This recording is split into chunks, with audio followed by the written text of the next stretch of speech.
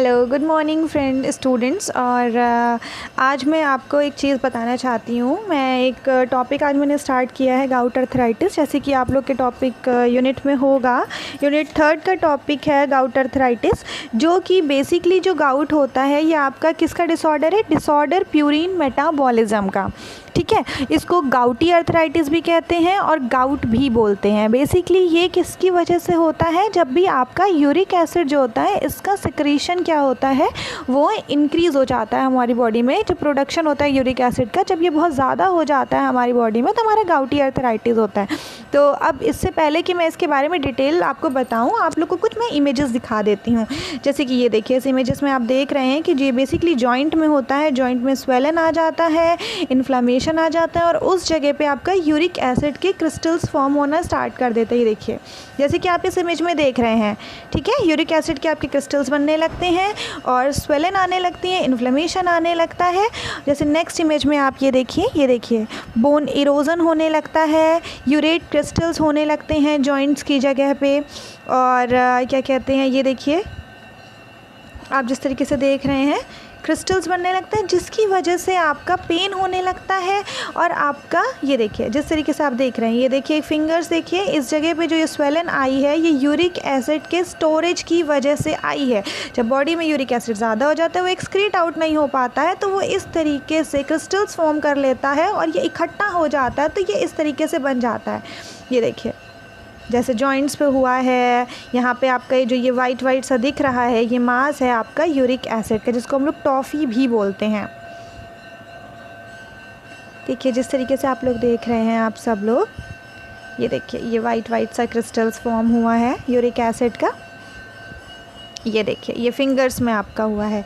Basically ये आपका होता है पैर के टो रीजन में, जो तलवा होता है अंगूठे का, वहाँ पे। बट जनरली ये कहीं भी हो सकता है जहाँ पे भी आपका यूरिक एसिड के क्रिस्टल्स ज़्यादा होने फॉर्म हो जाते हैं। अब हम लोग डिटेल में जाते हैं। ये बेसिकली आपका 4 to 6% ऑफ पॉपुलेशन इससे, जो गाउट अर्थराइटिस होता है, इससे सफ़र करती है। और ये बेसिकली आपका, इसकी कोई ये नहीं है कि 20 ईयर्स के एज के बंदे को नहीं हो सकता और 60 ईयर्स के एज के बंदे को हो सकता है। ये 20 से 60 ईयर्स में किसी को भी हो सकता है। ये आपका बेसिक स्ट्रक्चर है यूरिक एसिड का, जो कि देखिए दिख रहा होगा आप लोगों को। ये देखिए फिंगर्स के जॉइंट्स में जिस तरीके से यूरिक एसिड इकट्ठा हो जाता है, तो इस तरीके से फॉर्म होता है। ये देखिए इन्फ्लामेशन और रेडनेस इस तरीके से आ जाती है, जिस तरीके से आप लोग डायग्राम में देख रहे हैं। ठीक है, ये देखिए टेम्परेचर इंक्रीज़ हो जाता है, आपका जो जॉइंट्स हो जाता है उन जगह पर, जब आपका यूरिक एसिड इंक्रीज़ हो जाता है बॉडी में, एक्सक्रीशन कम हो जाता है उसका। ये देखिए यहाँ पे किस तरीके से पेन होने लगता है। और बेसिकली ये जो पेन होता है ये आपके नाइट के टाइम पे, आपका जब आप सोने लगते हो तो नाइट में आपका पेन होने लगता है।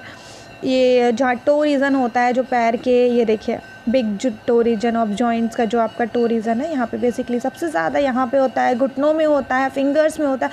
बेसिकली ये जहाँ जहाँ पे भी आपके जॉइंट्स होते हैं, जहाँ पे जॉइंट है उस जगह पे ये क्रिस्टल्स आपके फॉर्म होते हैं और उसके बाद फिर आपका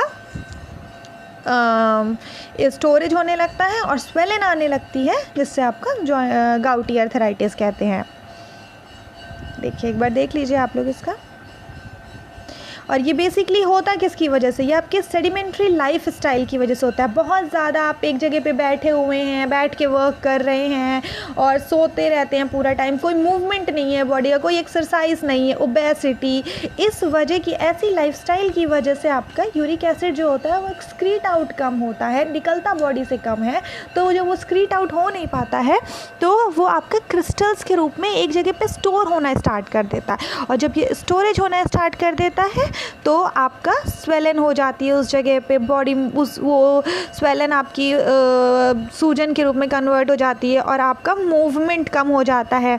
और इनके हार्मफुल प्रोडक्ट क्या है? बेसिकली आपका मीट, जो लीवर और किडनी का जो मीट होता है वो हो जाता है। बियर पीना, एक्सेसिव आप जो यूज़ करते हैं अल्कोहल्स का, कोल्ड ड्रिंक्स, ये सारी चीज़ें जो होती हैं ये बेसिकली आपके यूरिक एसिड के फॉर्मेशन को बढ़ाती है तो इस वजह से आपका यूरिक एसिड जब ज़्यादा होगा, एक्सक्रीशन कम होगा, तो गाउटी होना इसके चांसेस हैं।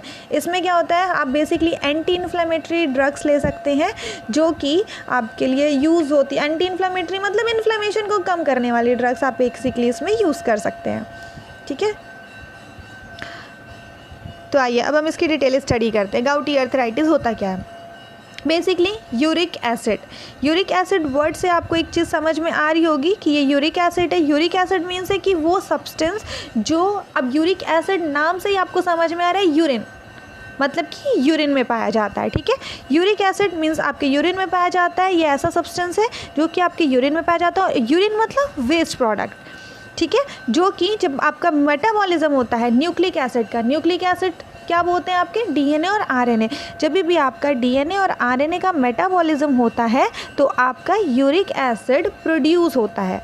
ठीक है, अब जब ये प्रोड्यूस होता है यूरिक एसिड, तो a person who suffers from gout either produce excessive amount of uric acid or is not able to excrete as much as normal। ठीक है, मतलब कि पर्सन जो होता है, जो सफ़र करता है गाउट अर्थराइटिस से, ठीक है, आइदर प्रोड्यूस एक्सेसिव, मतलब कि क्या है कि या तो वो प्रोड्यूस कर रहा है बहुत ज़्यादा एक्सेसिव अमाउंट में आपका यूरिक एसिड, ठीक है, और यूरिक एसिड अब प्रोड्यूस कर रहा है, या तो वो आपका एक्सक्रीट आउट नहीं कर पा रहा है। ठीक है, देखिए इस लाइन को आप देखिए, a person who suffers from gout either produce excessive amount of uric acid और is not able to excrete as much as normal. या तो वो उसका प्रोडक्शन बहुत ज़्यादा हो रहा है या तो उसका एक्सक्रीशन कम हो रहा है।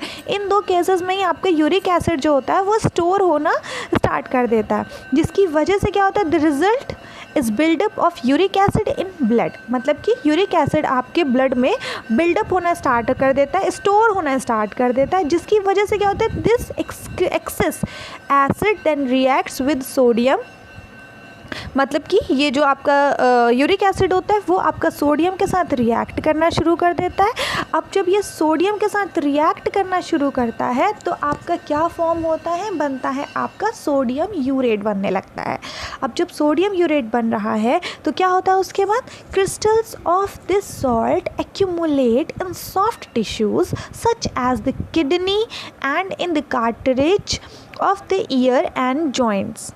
मतलब कि जो क्रिस्टल्स होते हैं सोडियम यूरेट के, एक्यूमुलेट इन सॉफ्ट टिश्यू, ये कहाँ पे इकट्ठा हो जाते हैं, स्टोर कहाँ पे होते हैं, ये आपके स्टोर होते हैं kidney and in the cartilage of years and joints. Kidney में स्टोर होते हैं और ईयर्स के जो कार्टिलेजेस होती है उसमें, और आपके जॉइंट्स में स्टोर होते हैं। ठीक है, अब नेक्स्ट आपका है, in gouty arthritis sodium urate crystals are deposited in soft tissue of the joints। मतलब कि जो सोडियम यूरेट के क्रिस्टल्स होते हैं ये आपके सॉफ्ट टिश्यूज़ में स्टोरेज होते हैं। ठीक है, सॉफ्ट टिश्यूज़ जहाँ पे भी होते हैं। Gout most often affect the joints of feet especially at the base of big toe। मतलब कि ये आपके कहाँ पे अफेक्ट करता है, जहाँ पे भी आपके जॉइंट्स होते हैं, जॉइंट्स वाले प्लेसेस पे ये आपका अफेक्ट करता है। स्पेशली कहाँ पे सबसे ज़्यादा जो आपका गाउट होता है, ये यूरिक एसिड के क्रिस्टल्स स्टोर होते हैं, ये आपके जो अंगूठे होता है, अंगूठे का जो तलवा होता है उस जगह पे यह सबसे ज़्यादा स्पेशली यह अफेक्टेड करता है। नेक्स्ट देखिए, the crystal irritate and Erode the cartilage causing inflammation, swelling and acute pain. मतलब कि ये जो क्रिस्टल्स आपके जो फॉर्म हो रहे हैं ये क्या करते हैं, ये आपके कार्टिलेजेस को इरिटेट करते हैं, इरिटेशन कॉज करते हैं, इन्फ्लेमेशन कॉज करते हैं, स्वेलिंग कर देते हैं और इनमें पेन भी होता है। ठीक है, इसके बाद क्या है, eventually the crystals destroy all joint tissues. फिर क्या होता है कि जो ये क्रिस्टल्स हैं ये डिस्ट्रॉय कर देते हैं आपके जितने भी जो जॉइंट के टिश्यूज़ होते हैं उनको। टिश्यूज़ मतलब क्या कि कई सेल्स मिलके आपका टिश्यूज़ का फॉर्मेशन करती हैं और कई टिश्यूज़ मिलके आपका एक ऑर्गन का फॉर्मेशन करते हैं और कई ऑर्गन मिलके आपका एक सिस्टम का फॉर्मेशन करते हैं। तो कई सेल्स जो हमारी बॉडी में वो मिलकर एक टिश्यू फॉर्म कर रहे हैं। तो ये जो होते हैं ये उन टिश्यूज़ को, जो जॉइंट टिश्यूज़ होते हैं उनको डिस्ट्रॉय कर देते हैं। नेक्स्ट लाइन देखिए, if the disorder is untreated the end of the articulating bones fuse and the joints becomes immovable। मतलब कि जब ये नहीं ट्रीट हो पाता है तो जो आपके जो आपकी जो जहाँ पे जो जॉइंट्स है वो मूव नहीं कर पाता है, क्योंकि मूव क्यों कैसे करेगा, क्योंकि जो जॉइंट्स हैं उस पर जो मूवमेंट करने की जो प्लेस है उस जगह पे तो आपका वो स्टोर हो गया यूरिक एसिड, और यूरिक एसिड स्टोर हो चुका है तो वो जब मूव कैसे करेगा, वो मूव क्योंकि वो स्टोर करके उसने उसको टाइटली बना दिया है। नेक्स्ट है नेक्स्ट लाइन देखिए, फिर है कि if the joints and the joints become immovable हो जाता है। ठीक है, नेक्स्ट है इसका ट्रीटमेंट में क्या ले सकते हैं। अब इसका ट्रीटमेंट करने के लिए आप बेसिकली यूज़ कर सकते हैं पेन रिलीविंग मटेरियल आप इसमें यूज़ कर सकते हैं, जैसे कि जो ड्रग्स आप यूज़ करते हैं वो पेन रिलीविंग होनी चाहिए, लाइक इब्यूप्रोफेन हो गई आपकी, नेप्रोक्सिन हो गई, कॉल्चिसिन हो गई और आपकी कॉर्टिसोन हो गई। बेसिकली ये ड्रग्स आप इसके ट्रीटमेंट के लिए यूज़ कर सकते हैं। ठीक है, अब नेक्स्ट देखिए इसके बारे में थोड़ा और देख लीजिए। गाउटी अर्थराइटिस के लिए ये बेसिकली क्या होता है, जैसा कि मैंने आपको इससे पहले बताया है कि ये यूरिक एसिड होता है जो कि आपका वेस्ट प्रोडक्ट होता है, जो कि आपका न्यूक्लिक एसिड के मेटाबॉलिज्म से बनता है और ये यूरिन में पाया जाता है। और ये क्या होता है, is ordinary excreted in urine without any problem, ये आपके यूरिन से एक्सक्रीट आउट होके निकल भी जाता है।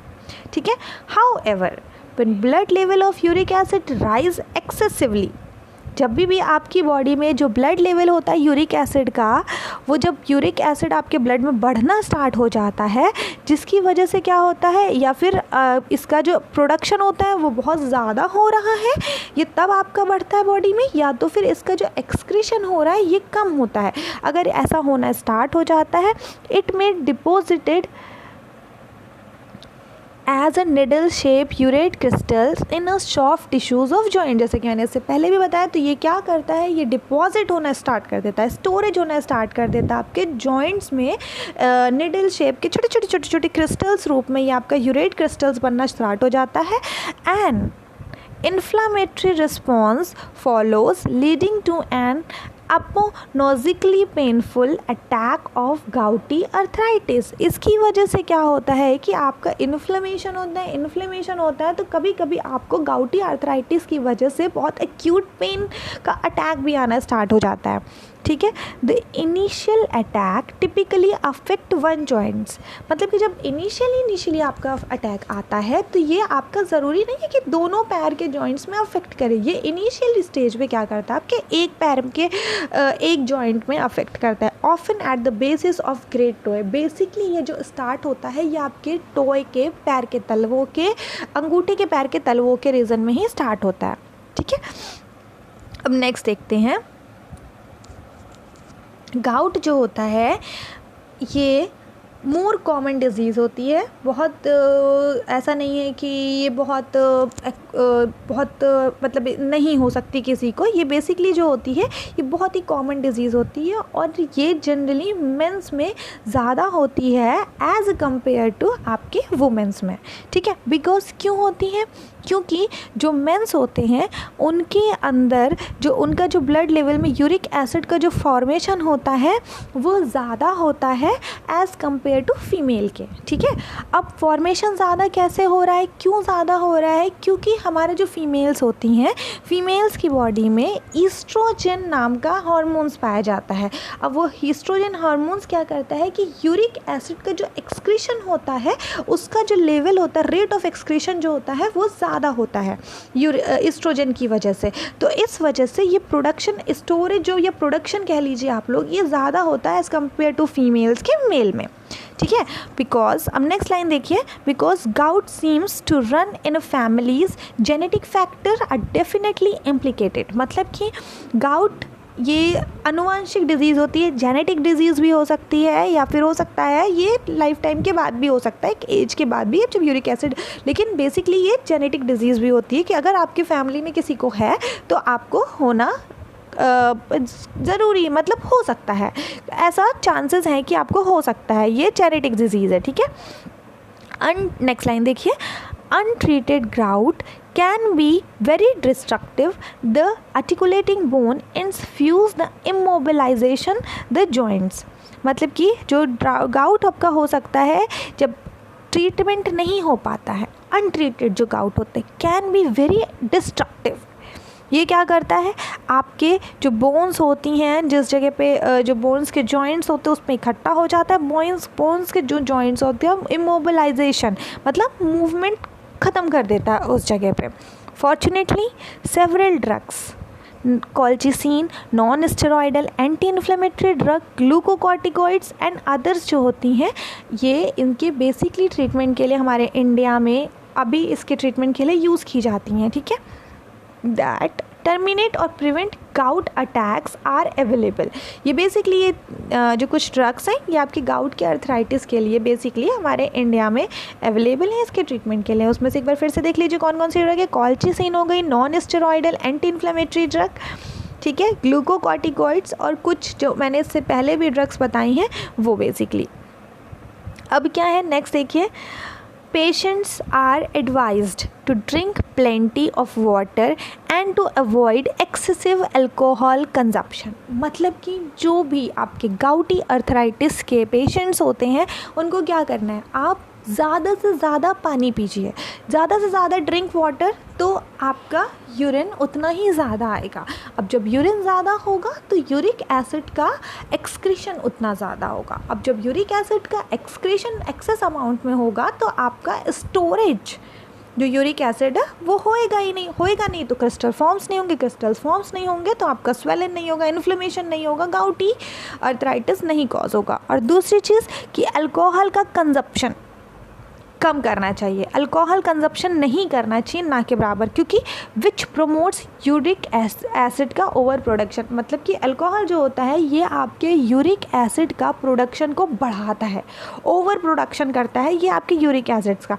और ऐसे फूड्स को ऐसा खाना नहीं खाना चाहिए जो कि आपका प्यूरिन कंटेनिंग एसिड्स को आपका कॉज करता है, प्यूरिन कंटेनिंग एसिड्स को बढ़ाता है। लाइक लीवर्स, किसी भी एनिमल्स, अगर आप नॉनवेज खा रहे हैं तो उसमें एनिमल्स का लीवर नहीं खाना चाहिए, किडनी नहीं खानी चाहिए। और सार्डिनस जो ये सार्डिनस जो होती है ये एक मछली का नाम होता है, ये नहीं खाना चाहिए क्योंकि इससे भी आपका प्यूरिन मेटाबॉलिज्म बढ़ता है।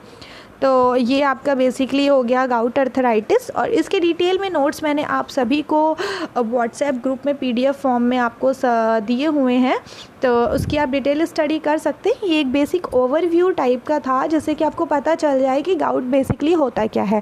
तो thank you so much for listening me and अच्छे से स्टडी करिए और जितना असाइनमेंट्स दिए हुए हैं उसको बनाकर टाइमली सबमिट कर दीजिए। जैसे कि आज डेट थी, मैंने आप सबको बताया था कि आज डेट है सबमिट करने की असाइनमेंट, 27 की डेट दी थी, आज तो 27 ही है। सो मेरे पास अभी असाइनमेंट्स आए नहीं हैं, जितना जल्दी हो सके असाइनमेंट सबमिट करिए ताकि उसके हिसाब से हम आपकी मार्किंग करेंगे और मार्किंग